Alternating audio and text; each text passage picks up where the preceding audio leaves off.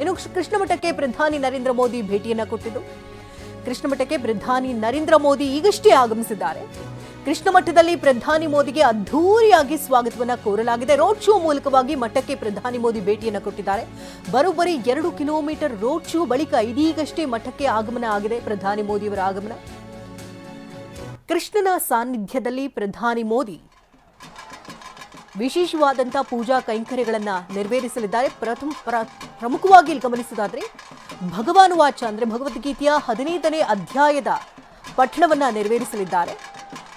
ಇಲ್ಲಿ ಲಕ್ಷ ಪಾರಾಯಣ ಕೂಡ ಆಗುತ್ತೆ. ಇದನ್ನು ಕೋಟಿ ಪಾರಾಯಣ ಮಾಡುವಂತಹ ನಿಟ್ಟಿನಲ್ಲಿ ಯತಿಗಳು ಈ ಹಿಂದೆಯಿಂದಲೂ ಕೂಡ ಮಾಡಿಕೊಂಡು ಬಂದಿದ್ರು. ಇವತ್ತು 1 ಲಕ್ಷ ಜನರ ಸಮ್ಮುಖದಲ್ಲಿ ಇವತ್ತು 15ನೇ ಅಧ್ಯಾಯದ ಪಠಣ ಆಗುತ್ತೆ.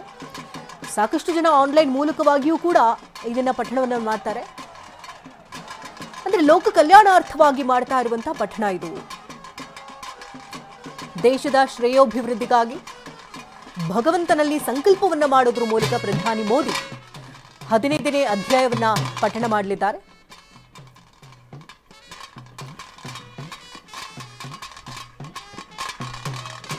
ಇನ್ನು ಕಲಾ ತಂಡಗಳು ಮತ್ತಷ್ಟು ಮೆರುಗನ್ನ ನೀಡ್ತಾ ಇರುವಂಥದ್ದು.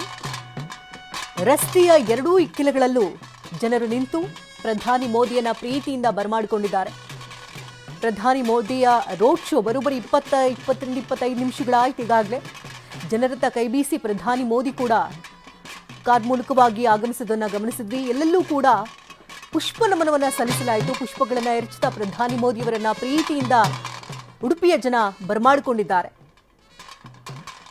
ಪ್ರಧಾನಿಯವರೇ ನಮ್ಮ ಕ್ಷೇತ್ರಕ್ಕೆ ಬರ್ತಾರೆ ಅಂತಂದ್ರೆ ಅಲ್ಲಿನ ಜನರಿಗೆ ಯಾವ ರೀತಿ ಉತ್ಸುಕತೆ ಇರಬಹುದು ಈ ದೃಶ್ಯಗಳಲ್ಲೇ ಗೊತ್ತಾಗ್ತಾ ಇದೆ. ರಸ್ತೆಯ ಎರಡೂ ಬದಿಯಲ್ಲೂ ಪ್ರಧಾನಿ ಮೋದಿಯನ್ನ ಕಣ್ತುಂಬಿಕೊಳ್ತಾ ಇರುವಂತಹ ಜನರು ತಮ್ಮ ಹರ್ಷವನ್ನು ವ್ಯಕ್ತಪಡಿಸ್ತಾ ಇದ್ದಾರೆ.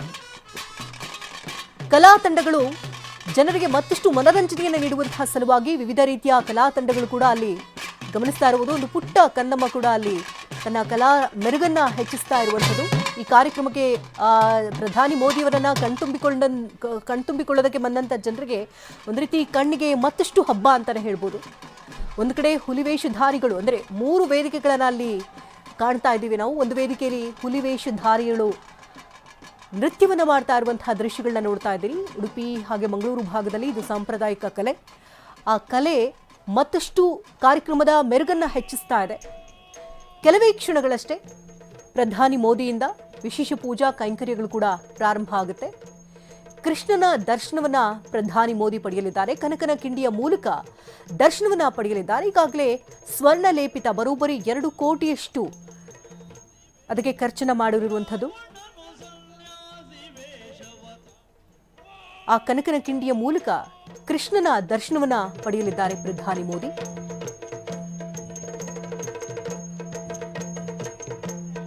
ತೀರ್ಥ ಪ್ರೋಕ್ಷಣ ಮಾಡಿ ಈಗಷ್ಟೇ ಮಠದೊಳಗೆ ಪ್ರಧಾನಿ ಮೋದಿಯನ್ನ ಬರಮಾಡಿಕೊಳ್ಳಲಾಗಿದೆ.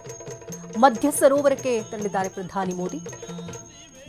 ಮಧ್ವ ಸರೋವರಕ್ಕೆ ತೀರ್ಥ ಪ್ರೋಕ್ಷಣೆ ಕೂಡ ಮಾಡಲಾಯಿತು ಪ್ರಧಾನಿ ಮೋದಿ ಅವರಿಗೆ.